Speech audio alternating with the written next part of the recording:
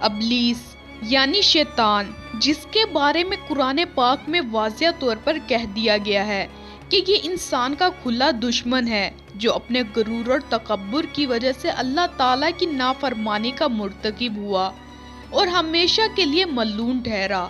ابلیس نے نہ صرف حضرت آدم اور حوا کو بہکایا بلکہ یہ ہماری آئندہ آنے والی نسلوں کو بھی بہکاتا رہے گا۔ قرآن مجید کے مطابق ابلیس یہ کام اکیلے نہیں کرتا بلکہ اس نے اپنی اولادوں کو بھی اس کام پر لگا رکھا ہے۔ سورۃ کہف میں اللہ تعالیٰ نے قرآن پاک میں ارشاد فرمایا، جب ہم نے فرشتوں سے فرمایا کہ تم آدم کو سجدہ کرو سو ان سب نے سجدہ کیا سوائے ابلیس کے کہ وہ جنات میں سے تھا، تو وہ اپنے رب کی اطاعت سے باہر نکل گیا۔ کیا تم اس کو اور اس کی اولاد کو مجھے چھوڑ کر دوست بنا رہے ہو، حالانکہ وہ تمہارے دشمن ہیں؟ یہ ظالموں کے لیے کیا ہی برا بدل ہے۔ ابلیس کی اولاد اتنی زیادہ ہے کہ اس کو شمار نہیں کیا جا سکتا۔ علامہ ابن جوزی اور علامہ ابن جلال الدین سیوطی نے اپنے تفسیر میں شیطان کے 5 بیٹوں کا ذکر بیان کیا ہے جو انسانوں کے سب سے بڑے دشمن ہیں۔ مصوت نامی شیطان کا یہ بیٹا انسان کے ذہن میں شک پیدا کرتا ہے، نیکی کو چھوڑ کر برائی کرنے کا کام کرتا ہے۔ شیطان کے اس بیٹے کا سب سے بڑا ہتھیار جھوٹ ہے، جس کے ذریعے یہ بے بنیاد افواہیں پھیلاتا اور 2 لوگوں کے درمیان فساد پیدا کرتا ہے، انسانوں کے ذہن میں الجھنیں پیدا کر کے انہیں گمراہی کی طرف لگا دیتا ہے۔ یہ اس شیطان کا سب سے پسندیدہ عمل ہے۔ آور عربی زبان میں آور اس شخص کو کہتے ہیں جس کی ایک آنکھ نہ ہو۔ آور شیطان کا بیٹا ہے جو زنا، فحاشی اور بدکاری کی ترغیب دیتا ہے، انسانوں کی عقل پر پردے ڈال دیتا ہے۔ زنا، فحاشی اور بدکاری جیسے گناہ کو انتہائی خوبصورت انداز میں پیش کرتا ہے، جس کی وجہ سے بڑے بڑے نیک لوگ اس کے جھانسے میں آ جاتے ہیں۔ جب یہ شیطان لوگوں سے گناہ کروانے کے بعد ان کے پاس سے چلا جاتا ہے، پھر انسان کو حقیقت صاف نظر آتی ہے، لیکن اس وقت پچھتاوے کے سوا کچھ نہیں رہتا۔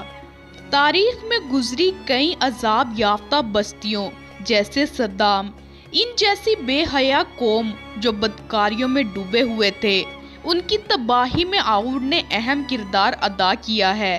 زیلنبور یہ شیطان کا بیٹا ہے جو دکانوں، بازاروں اور کاروباری مقامات پر پایا جاتا ہے۔ ناپ تول میں کمی، دھوکہ، بازاروں میں بولے جانے والا جھوٹ زیلنبور نامی شیطان کے کام ہیں۔ یہ نہ صرف دکانداروں بلکہ گاہکوں کو بھی جھوٹ بولنے، مال چوری کرنے، پیسے کم دینے جیسی برائیوں کی ترغیب دیتا ہے۔ یہ لوگوں کو سود کا کام کرنے، رشوت دینے اور لینے، کاروباری معاملات میں جھگڑا فساد کرنے کی ترغیب دیتا ہے۔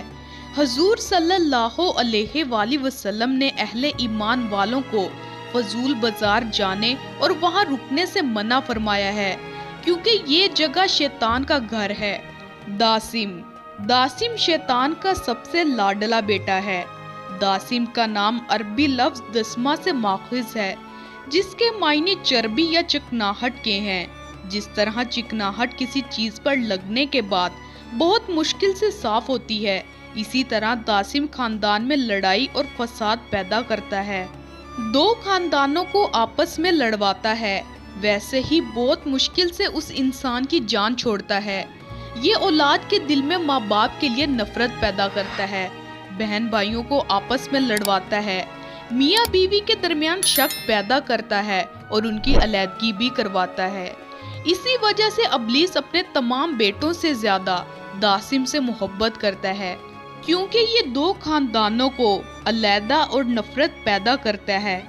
داسم شیطان ان لوگوں اور خاندانوں کو بہت پسند کرتا ہے جہاں لوگ دین سے بہت دور ہوں، اور یہ ان لوگوں کے ساتھ بھی شریک رہتا ہے جہاں لوگ کوئی کام شروع کرنے سے پہلے یا کھانا کھانے سے پہلے اللہ کا نام نہیں لیتے۔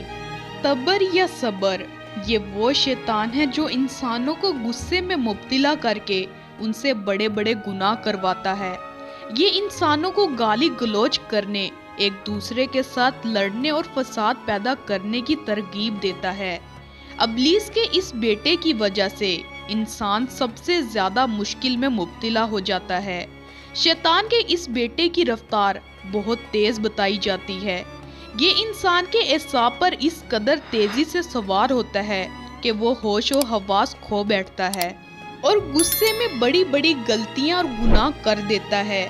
اسی وجہ سے بزرگ کہتے ہیں کہ غصے کے عالم میں انسان کو صبر اور خاموشی رہنا چاہیے۔